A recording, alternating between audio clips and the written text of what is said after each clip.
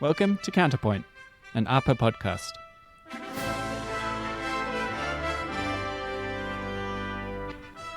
We are three ordinary men who love God, God's Word, our families, the church, and our country. In this podcast, we seek to bring a reformed, biblically faithful perspective to social and political issues in Australia. The Association for Reformed Political Action, also known as APA, is an Australian organisation which aims to keep you informed about social and political issues in Australia and encourage a Christian voice in the public square. Hello everyone, thanks for joining us again. It's another month, so that means we've got another current events episode. And today, we've got the normal crew here. Ben and Sean, how are you today? Doing well. Yep, doing well. Managed to get up this morning, so that's good. It gets harder. It's already getting darker and it's only February. Yeah, it's amazing how quickly it changes. So, but it's already a lot darker by the time we get to our secret hiding place when we do these things. So, it's not going to get easier. Yeah, it's not like we'd know anyway. All cooped up underground, right? Some bunker somewhere. So yes, another interesting episode today lined up for you. Sean will look at some transgender developments centered around bathrooms and prisons. Ben has chosen ISIS brides as his topic, so that promises to be an interesting one. Yeah. And then I've got probably the boring one of the lot, another update from WA and what's been happening in Parliament. So let's go. Before we go, it's always good to remind ourselves that God is in control, and our prayer is that His kingdom will come and that what we tell you and what we talk about in this podcast is also done for His glory and for His kingdom.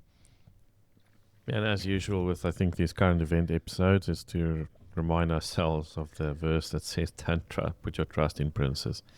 If you look at some of the things we're going to be looking at today, it does sort of make you... Well, it just reinforces the fact that you need to have, let's say Christian leaders would be really helpful at this point. But anyway, let's go. Yep, and our hope is in the Lord Jesus Christ, who is King of Kings, Lord of Lords, and sits enthroned in heaven. Such a comfort. Okay, Ben, the floor is yours. Yes, so the ISIS brides. You guys have probably heard something about this over the last few years. The saga has been ongoing since 2019 when the ISIS caliphate collapsed. And the problem that faces the Australian federal government is that there are a number of Australian citizens which are in refugee camps scattered across the Middle East. And I'll just run you through a quick history of kind of what has happened over the last few years since ISIS did collapse and why it has reared its head again in the last few weeks. So back in 2019, there were about 230 Australians who had joined ISIS. And when the caliphate collapsed, then there was a number of women and children who ended up in a set of Syrian detention camps. And the Morrison government had reached out and rescued about 8 orphan children at that time. And following that rescue, they put a hard line in the sand, said no more repatriations of Australian citizens who had joined ISIS. There's obviously, the reasoning at that time was probably fairly clear to most of our listeners. Those people who choose to join a terrorist organization which has the explicit goal of destroying many of the little Satan in Israel and the great Satan in the US do not really share the values that most Australians would hold to. And so the Morrison government said that no further repatriations would happen. Then Anthony Albanese, in October 2022, secretly returned 4 women and 13 children to Sydney. Now, there was quite a backlash at that time. A number of local mayors were furious about that, and there were even some death threats.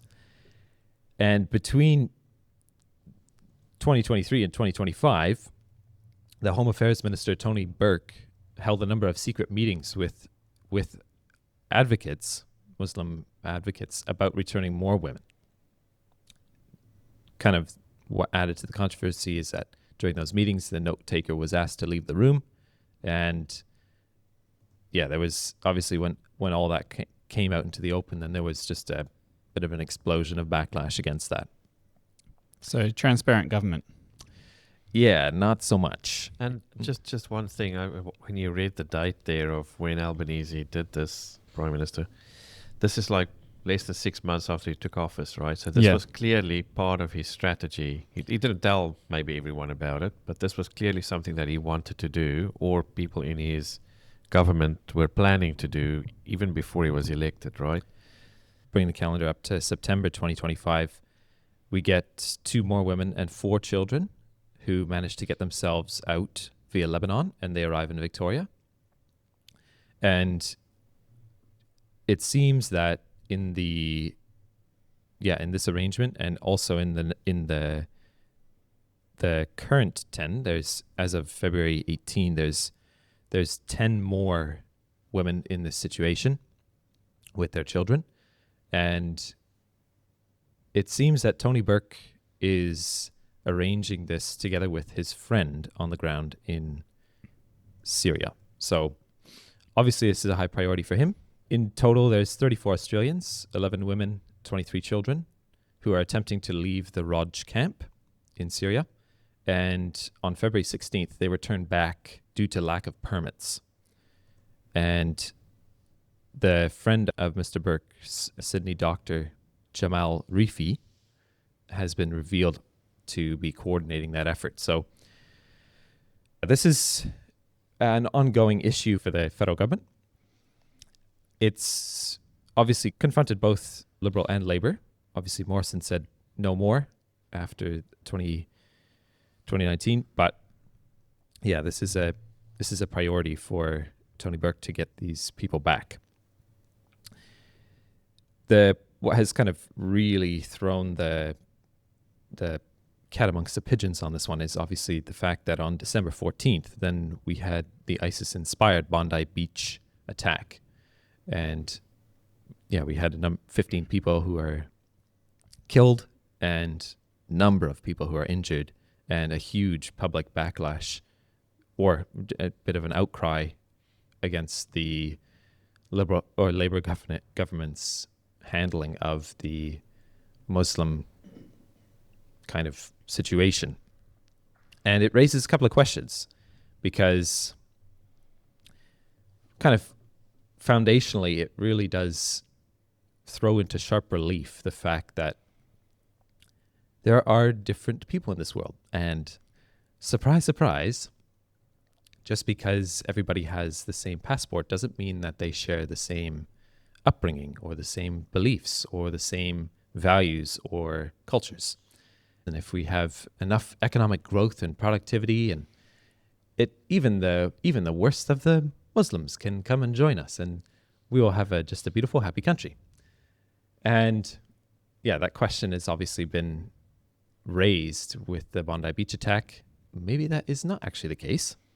And now the federal government is wrestling with the question of how do you deal with the fact that we do have Australian citizens who, well, not quote unquote, they do have the Australian paperwork, who have joined ISIS, who are now in refugee camps in Syria, and who would like to return to Australia. Do we let them back? How can we let them back? So I guess I just want to raise the floor to you two. If there's any comments that you have on that, why do you think that Australia hasn't prosecuted anyone? Or why do you think that the question of Australian identity is so hard for our leaders to answer? Surely it wouldn't be that difficult of a thing. Yeah. I think before we move on, I just want to question, why Starbucks? That's true. Maybe that's more American than Australian. Yeah, like coming from Canada, I could understand Tim Hortons. Yeah, I think it does raise a really interesting question. Now, the cynic, and this is what a lot of conservatives are saying, is that from Labor's point of view, it's all about votes, especially Western Sydney seats, where in Tony Burke's seat in particular, you're looking at a 20% Muslim population, and 20% is more than enough to dictate the vote. I guess when you look deeper, I think a lot of it is about a loss of identity. And I think a really important question that comes out of this is, what does citizenship mean? We've talked about the importance of covenant. The fact that covenant in the reform context has a promise, but it also has an obligation. So you belong to, let's say, the country, Australia, but that also means that you're expected to act in a certain way, which is good for the citizens of the country and for the other citizens. And I really think that's the discussion that needs to be had. What is an Australian citizen, and what is expected of them? And I'd just posit to start off with that if someone decides that they're going to join a country or an organisation which is listed as a terrorist organisation, their citizenship should be revoked. Yeah. Then we wouldn't have this issue. Yeah. Because they wouldn't be Australian. They're pretty much, they decided that they want to join ISIS. They're not Australian citizens anymore. And why do we do this? It's actually for the sake of Australia, for the sake of our country. Well, where's the husbands and fathers in this? Well, they're here probably. I suspect they died along with ISIS, but we don't know. But that's the thing. Once again, covenantal. Punishing the sins of the fathers to the third and fourth generation. That's not God being ungracious. It's consequences. So they throw in their lot with their husband or father who have failed them. It's the fact of the matter. I think that's a really good point, is that you have to realize the fact that a relationship like the citizen to the state, everyone always wants to emphasize the benefits that come with the fact of being an Australian citizen, right? Yeah. But nobody likes to recognize the fact that there are actually responsibilities that come along with that same citizenship.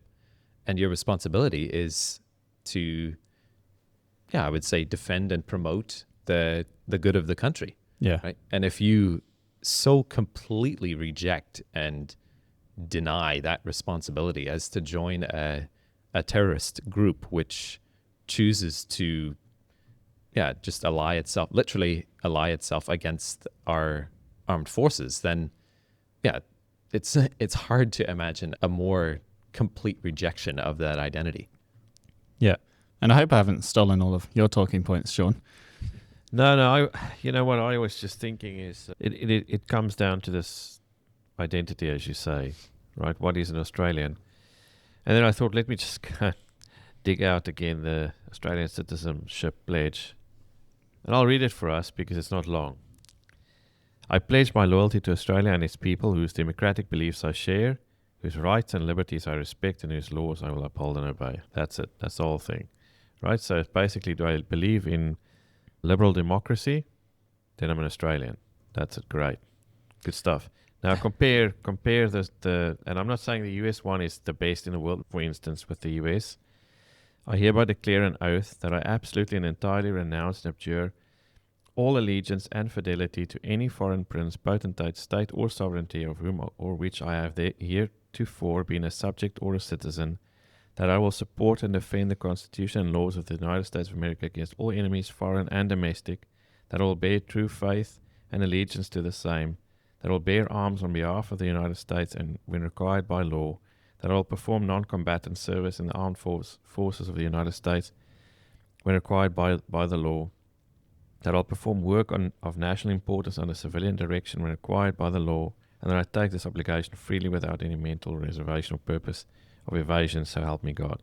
So that's at least a bit more forceful in saying you put behind you everything that's been before. You pledge your allegiance to this country, and you will actually defend this country and its laws, constitution, its founding, all that, against enemies, external and internal. That's quite a serious thing. So now you actually have a proper case for treason or something, right? I'm not saying I'm not saying that these people are treacherous. I'm just saying that now with something like this, you can actually say, look, you have in effect shown yourself by your beliefs and the way that it's borne out in your life that you are not an Australian, let's say, if it was a more substantive. I'm not saying you saying the words make you an Australian. You understand what I mean, right? So if the words had any force behind it, then you saying those words would be quite serious because you know that you would be held accountable to them. But, I mean, those citizenship words or the pledge or the oath that you take is just, I don't know, liberal democracy. It means you can basically, that could be just substitute Australia for any other country in the Western world, and then you're a citizen as well. Doesn't work. Yeah, I would certainly agree that the Australian, the pledge for the Australian maybe needs some work. To me, it's pretty open and closed. It's like, this is... Yeah, loyalty to this country, yes. Yeah, like they have made a promise, and we have to take people at our word, at their word. That's the best that we can... You can't read their mind or understand really who they are besides who they say they are. So they stand in front of us and say, this is my promise. Yep. And to me, I would say they have broken that promise. Now, the problem is, of course, is that this gets into the bit of the realpolitik and the fact of the matter, because when, like the point at which this should have been dealt with is at the moment when these people, along with their husbands, left and joined a terrorist organization, right? I don't think their husbands left Australia. From what I understand, they went to ISIS to search for a husband in a lot of cases. I see. So you're talking about women who joined ISIS to join the cause and do what basically, do their bit for ISIS. So if they've done the US oath, except for ISIS in a lot of ways. Well, the thing is just that if that's the case, and maybe I should have read more about this as well, but if that's the way it went down, you're done. You're done. You're cooked. Sorry. You have obviously made a decision, right? Yeah. And now you have to bear the fruit of. You have to, as Anthony Albanese said, you must sleep in the bed which you have made. Yes. But the thing is that at the very best, they are coming here purely for economic reasons, right? And coming back, they want to come back. Sorry, let me just rephrase that. They want to come back purely for economic reasons. That's the best case scenario. Worst case scenario is they want to come back because they are seeing changes happening in Australia that are more in the direction that they would want, depending on where they go to. So it's not a good situation either way. And the fact that they went there for this reason, why would you want someone like that back in your country? It's just... Yeah, but the problem is now I do understand the issue with the government has, because, like you say, in Sydney, now you have these people who are advocating for them to come back. Yeah. You're pressuring the government officials. And it is really hard to say, because it is women and children, for them to come back. No, you can't come back, right? It just seems... And our whole zeitgeist is just one of this accommodating type of... It's very hard for our modern ears to hear the word no. Yeah. No, you cannot come back. Yeah, it's this whole sort of effeminate thing where you have to like empathize with the fact that it's uncomfortable for them there, or they don't like being there or something, and they want to be here, and look how nice it is here. Why don't you want them to come and enjoy this as well, type of thing. Yeah. It's like, that's not really the point here. They may not be good for our country. We don't know that for sure. But if they've grown up, at least these children, whatever the age they are, if this has been going on at least since 2019, then a lot of these children are going to be close to teenage years already, which means that they have already been formed by the culture that they have been in the last 10 years, whatever it is. So for them to come here means that there's already a foundational worldview that's been shaped by most probably Islam. And then you're inviting them here. Radical Islam, especially. Yeah, one of the most radical forms. Although it probably would have been worse if they were in London in the UK. But the point is that bringing those people with open eyes into your country, knowing all of this, is just not wise. Doesn't matter how much crying is going on in the background. It's just not a wise decision for the people around you. Because are you going to be just as concerned if one of these people commits some Bondi Beach level attack? Are you then going to cry just as much for the people that were killed, or are you just going to stand, how does this happen? How does this happen in our country?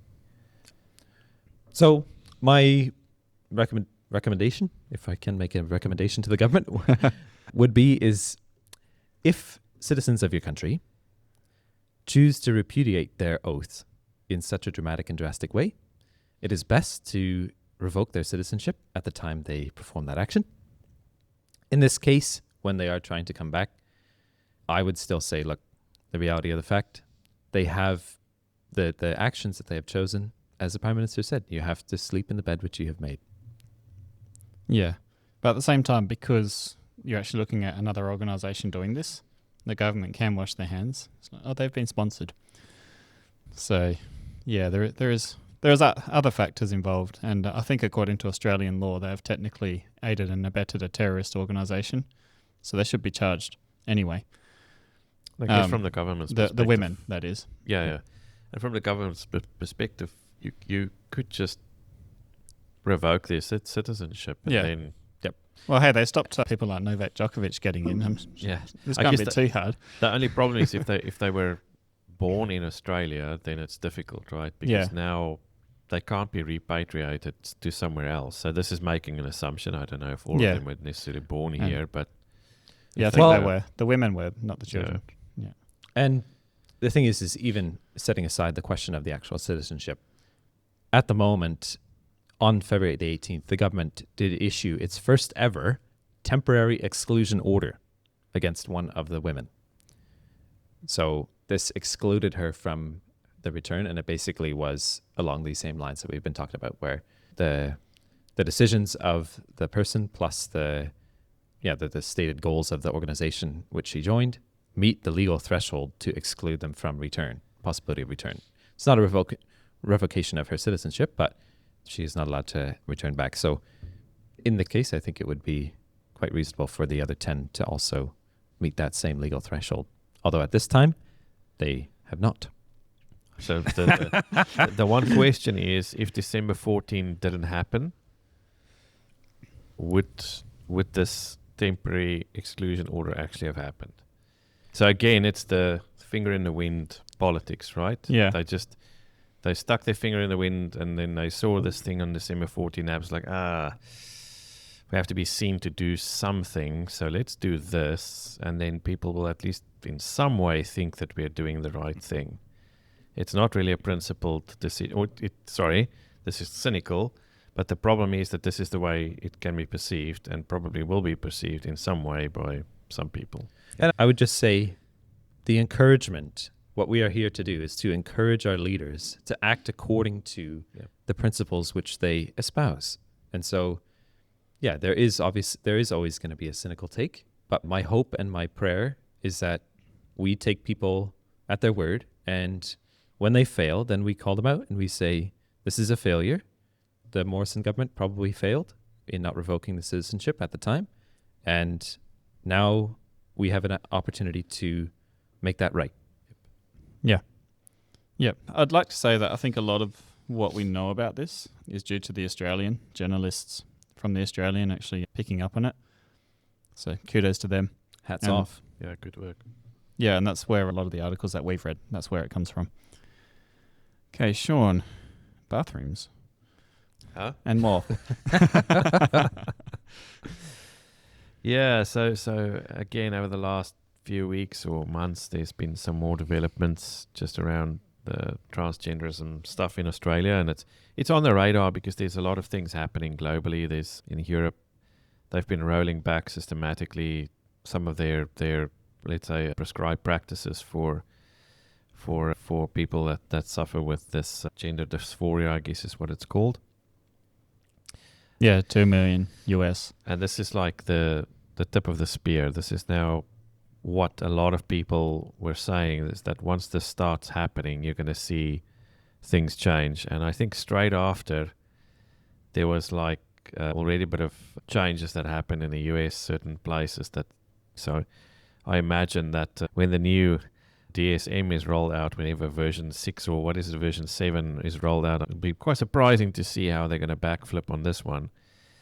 But what's worrying for us here in Australia is that while the rest of the world seems to be rolling these things back and going back to some state of normalcy, Australia seems to be ploughing ahead headlong, sort of just saying, well, this is everyone else is seeming to take a step back, hold my beer, and let's see how far we can go with this thing. So I've got 3 things that I wanted to just point out quickly. Is that there's the proposed changes to the National Construction Code that is set to be rolled out in May this year. They've made some changes to the document, and we'll look at those. And then while reading it last night, it's just amazing that in the first 10 pages there's actually an acknowledgement of country in this document, which is just astonishing. But basically what the contention is about is that they have updated the National Construction Code. So this is not a diagnostic manual or something. This is actually just like a building code.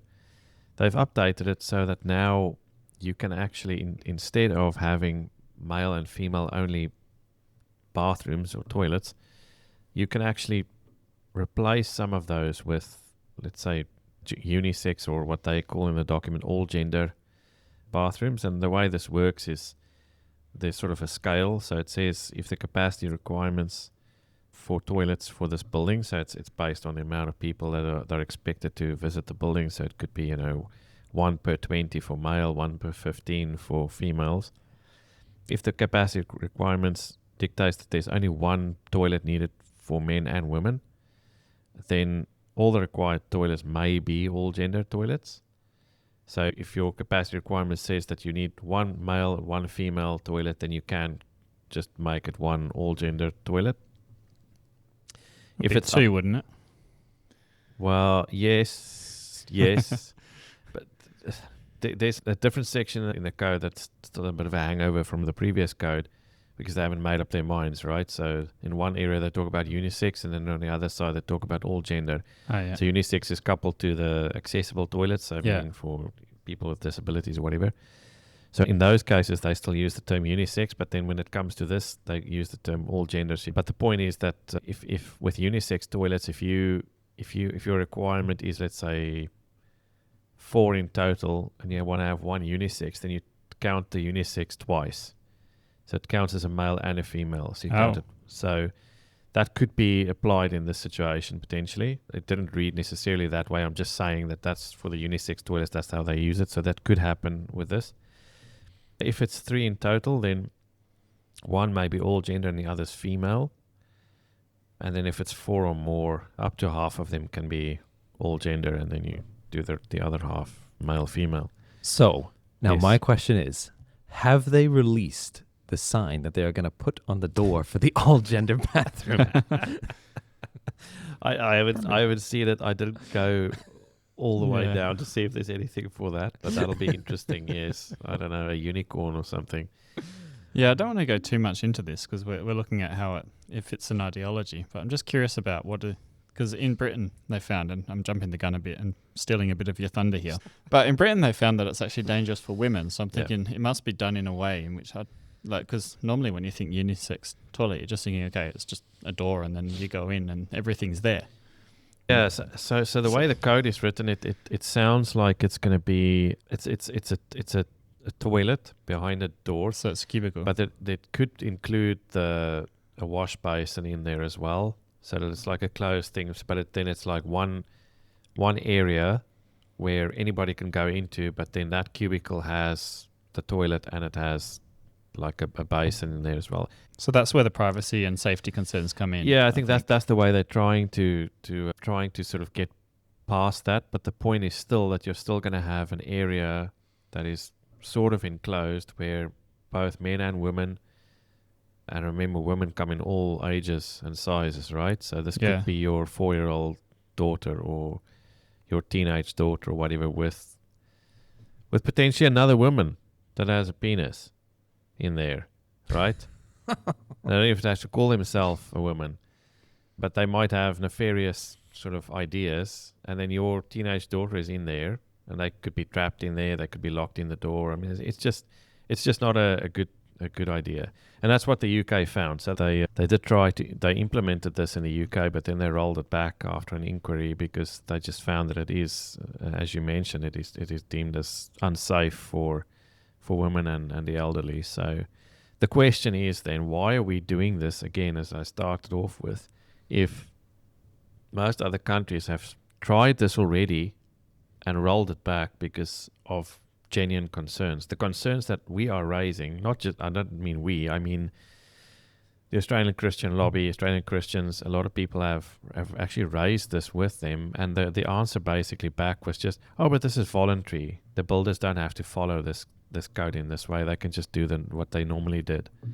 But the problem is that for budget purposes, you could end up, builders might find a way that this is economically cheaper or whatever. Yeah. Well, we already exposed one potential loophole. You can have one toilet when you should have had two. Yeah. So that if they do walk those lines, because this is not about builders in general, this is human beings, right? We try and find some sort of middle road where you avoid detection in some way. So you're following the letter of the law in such a way that you can't be, told that you were wrong or accused of breaking the rules, but you are sort of towing the line in a way that's actually just not good. So we see this in many different areas of life. This is obviously a bit worrying for our wives, for our daughters. It's just, it's not a good idea. We shouldn't be doing this. Anyway, let's jump to the next one. Yeah. Which is, because these are all sort of tied together in a way. Just recently, there was a case that was highlighted in the newspapers about a man that was accused of domestic violence. He hasn't been prosecuted yet. He hasn't been, convicted yet. Let's put it that way. He hasn't been convicted yet. But during the process now, he's been jailed. But he's been accused of domestic violence against his female partner. And he's been jailed in a women's prison. Now the question is, how did he do this? How does he end up in a women's prison? Because according to reports, he has not had his genitalia chopped off yet. So he's still presenting as a man. And the way he's managed to do this is just by saying so. He had his birth certificate changed to show that he is a female instead of a male, even though he is clearly a male. And this was, again, one of the objections raised, at least by ACL and Australian Christians and probably many others, One Nation, that this is the sort of thing that could happen. And here we are now. Now we have an example of someone that is actually violent towards women and then finds a way to get into close proximity to a lot of women legally. So they have now maybe a little bit of kudos to the prison guards or whoever manages this prison. When this guy arrived, they decided to segregate him from the general population because, as they say, the prospect of a person with a penis housed in an all-female environment was considered too disruptive. So that's, I guess, one way of putting it.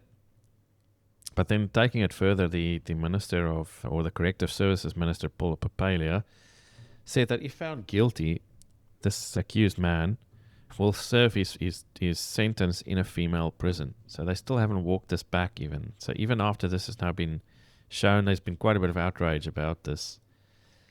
They're basically sticking to the line saying, well, if this guy is convicted, then he will remain in a female prison and we'll just keep him segregated until he's had his genitals chopped off, and then he'll be fine. But that's not the biggest part of the problem here, is domestic violence he's not accused of rape. He's accused of domestic violence. Chopping his genitals off is not going to solve that problem. It might actually make it worse. So it's just the utter cowardice of the Corrective Services Minister and those that stand with him is just astonishing. But now I think one of the possible solutions they're saying is that they'll make a separate wing for people like this, which is just more taxpayer money wasted. There's already a prison for people like this, and it's called a male prison. They just need to send him there. It's a pretty simple answer. So yes, I don't know. What do you guys think of that? Seems pretty simple to me. Corrective Services Minister Paul Papalia, you know what to do. Yeah, you do know what to do.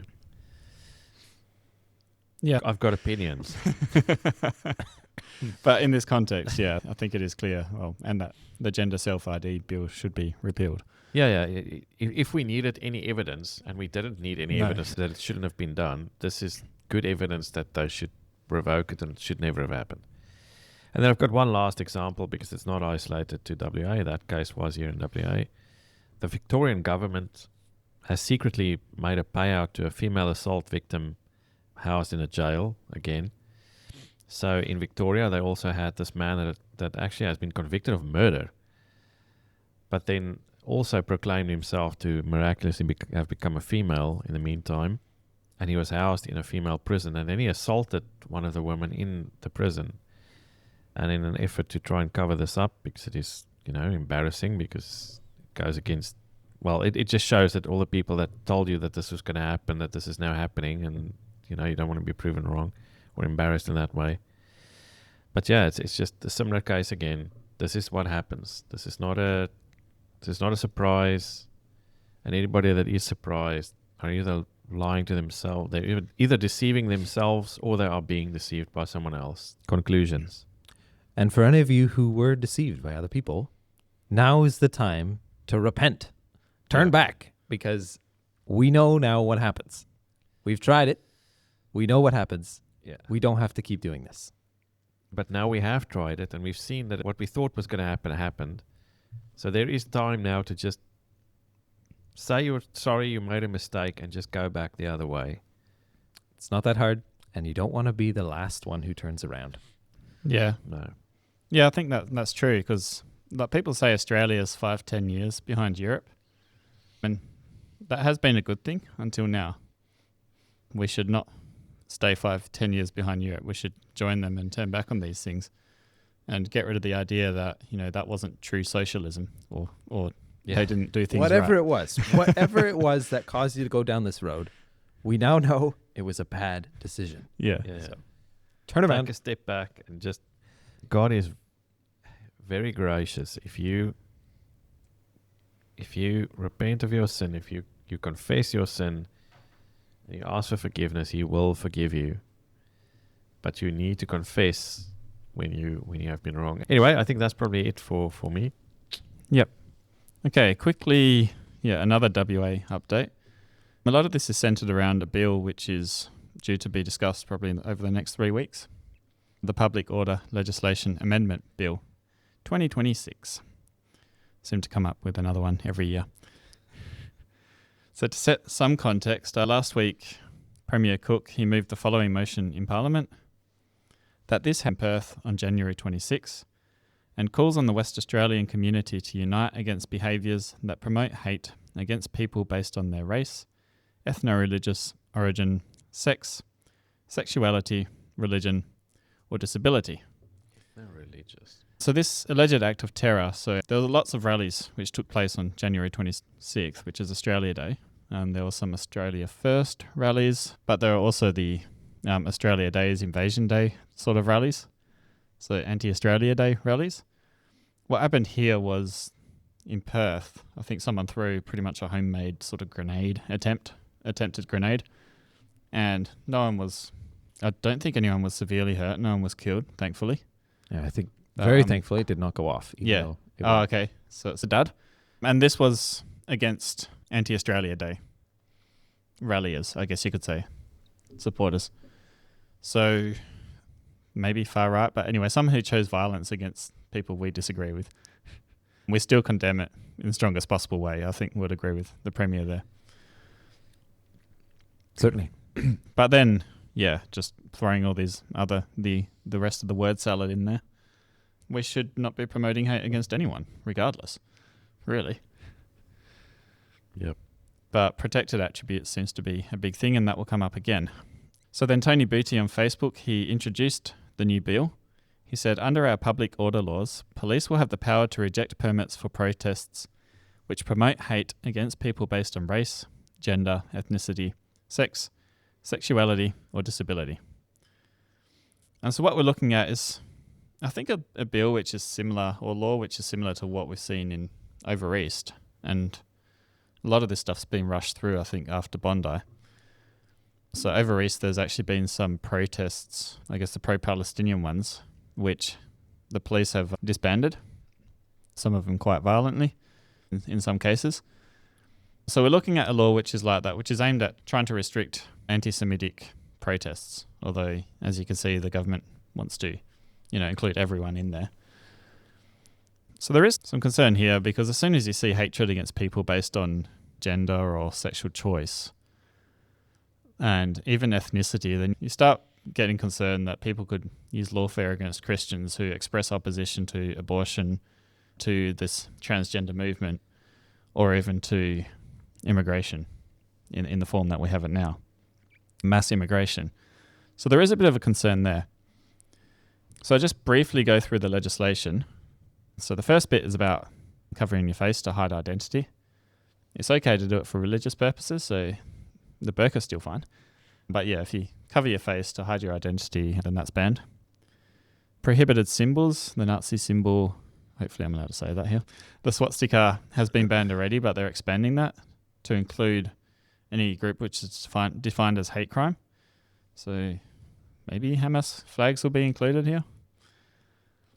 So for context, the Sydney Harbour Bridge protest had Hamas flags showing. They were visible.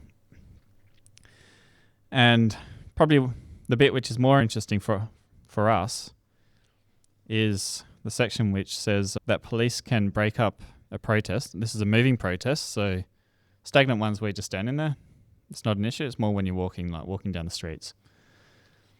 Yeah, so they can disband it if they think the protest creates, promotes, or increases animosity towards or harassment of a person or group of persons on the ground of any of the following. And you've got the protected attributes here, basically. So disability, race, ethnicity, religious beliefs, or even a lack of religious belief, and then your sex and sexual choices and orientation and those things. When reading the bill, it does seem pretty innocuous to me, but a lot of it it depends on how people end up defining or interpreting this animosity towards. That's quite vague once again. And I think that's the concern about this bill. The good thing is they should be able to shut down protests that we think should be shut down, like your pro-Palestinian and some of the violent, basically left-oriented protests. Considering the language used, I would even say that if it was a moving protest, the counter-protest against the pro-life rally, considering what they were screaming at us, that should also be included, except it's not a moving protest.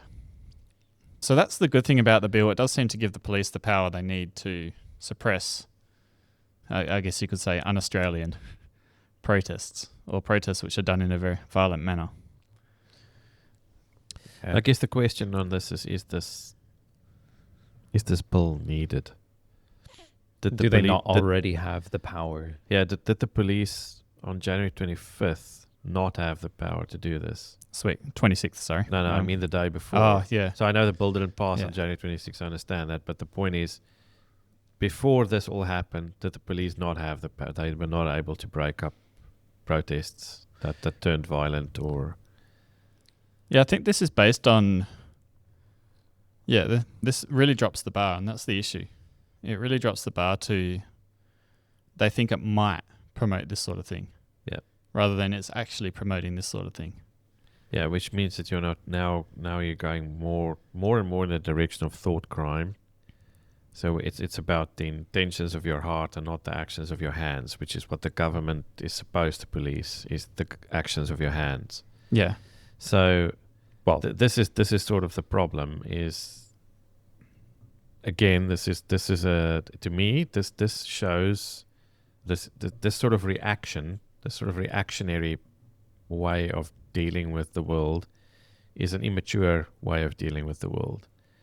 To me, this shows that we've got immature politicians that just react to every situation because they always need to be seen to be doing something. And this guy that threw this homemade grenade or whatever, he's been prosecuted because that's illegal, right?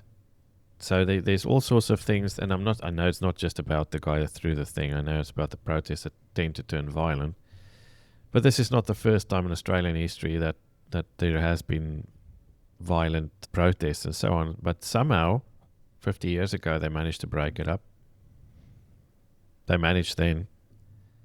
So my question is this just another reactionary bill showing immaturity of the government, instead of just saying, we've got laws on the books on this and we're going to crack down on you.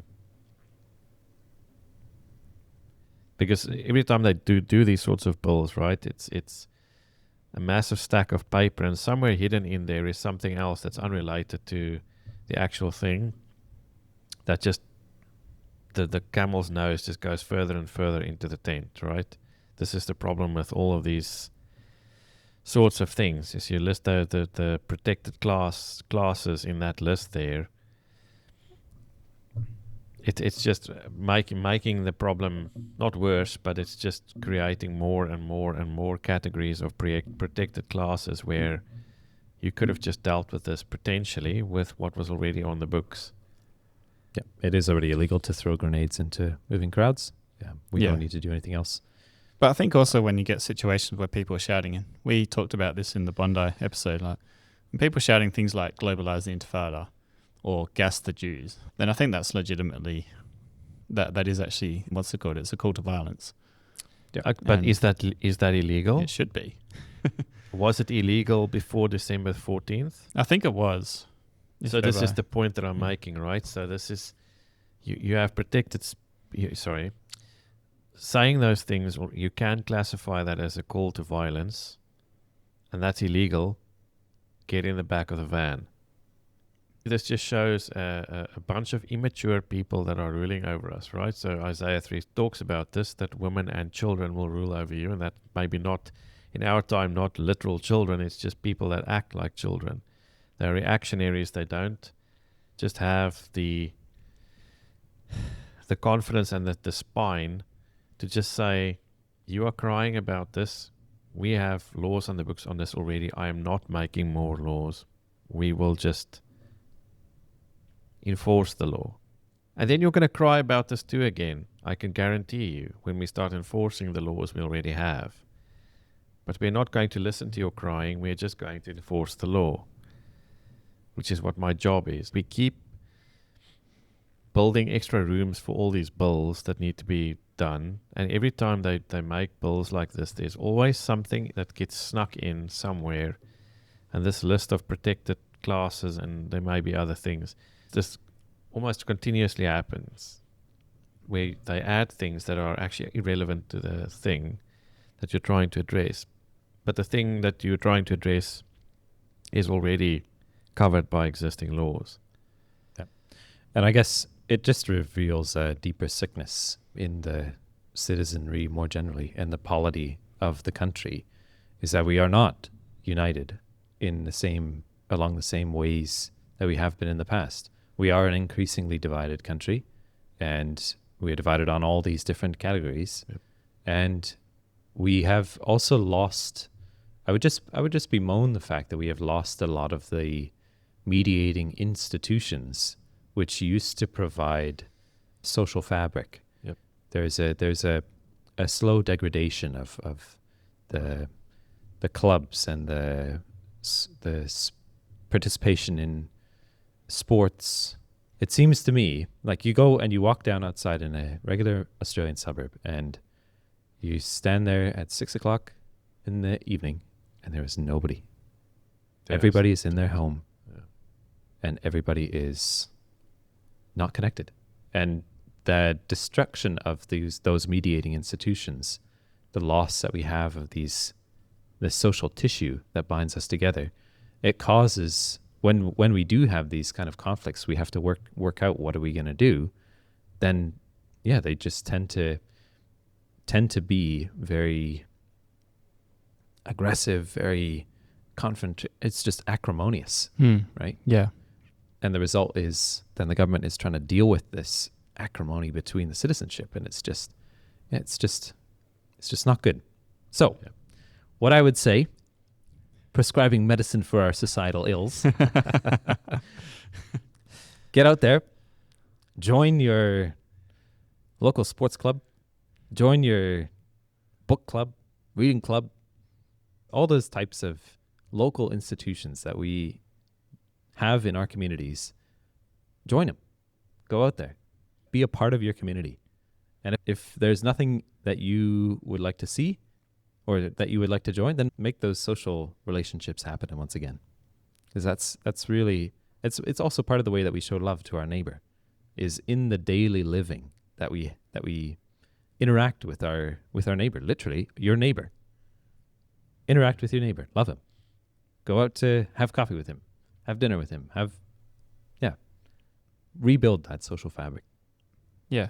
No, I think that's really important because in the context of a let's say shared interest, books, cars, whatever, you can have these conversations with people about, well, for instance, politics in this case. So you can have a conversation, you can have a discussion, an argument in the true sense of the word, which would call more of a debate nowadays. And you'll find that because people are dealing with a person directly and not through a screen, a keyboard, or not in a big group, you'll find that you can have these discussions, and what will happen is people tend to be drawn together. The sharp and the I guess you could say the radical views tend to get mellowed out a bit as you realise, oh, wait a minute, they've got a point, or this is a real person in front of me. I'd like to get along with them. They are my neighbour, and we love cars and that sort of thing. I think that's what Ben's getting at is, I think it's actually really important. Get away from social media, which tends to radicalise people, because you create your own echo chambers, and the algorithm encourages this, and get to know real people, and you have these different views. Sure, we agree on most things, but you'll find people that you don't agree with, and then you can talk to them. Yeah, and you'll probably, as you just said, I think, is that you'll find that most of the people you meet will not be nearly as radical as what we read about in the newspapers. Yeah. Or as they are when they join the crowd. Yeah, first of all, because the caricatures in the news media or what comes up on your social feed is so, it has to grab your attention, right? Yep. And secondly, because when we deal with real people, God, very thankfully, God restrains the evil in us so that we recognize the fact that this is another human being, and we can identify with them. We can identify with their loves and their families, and they are normal just like us, and so we can love them too. Yep. And I think another thing, just as we finish off, just hit the hour mark, so we should really do. But it's also good to get to know your politicians and let them know that you have a face, you have a body, you're a person as well. So I think email the members of the Legislative Council. But even I think it'd be great to get to meet your local representatives. Set up a meeting. Say, hey, when can I come in? Just want to drop by for a coffee. In person, and just talk to them about faith, family, and future. I think the concerns about this bill is just like, is this going to stop legitimate protests or legitimate debate around issues such as transgenderism and immigration and abortion? And just, to ensure that a bill like this doesn't end up getting used for evil. Yep. Most of your local representatives will probably have a website of some kind. If you just search up the name of your local MP, and make sure, what I would really recommend is that everybody goes, look them up, make sure you know their name, and then sign up. Usually they will have some kind of email newsletter. Yeah. Sign up for that newsletter. Doesn't matter who they are, just get that in your inbox and make sure that you see what's happening, and then think about what's going on, and then email them. Say, hey, when can I come down? Have a coffee. Yep. And that's the point. The point isn't so much that you're pushing a certain agenda. It's let's get to know each other. Yeah. You're my representative, so it's good if you know me, and it's good if I can talk to you. Yep. Okay, we parked what we talked about last time, what's been happening in the coalition, their leadership. I don't think things are going to change in the next month. So we've got something really interesting to look forward to as well. I think that's it. So Ben, take us home. If you guys haven't already, make sure that you do like and subscribe, hit that little bell notification. We are happy to hear your feedback. Email is below. And thanks for listening. Leave a review. We love you. And as always, our prayer is that God's kingdom will come.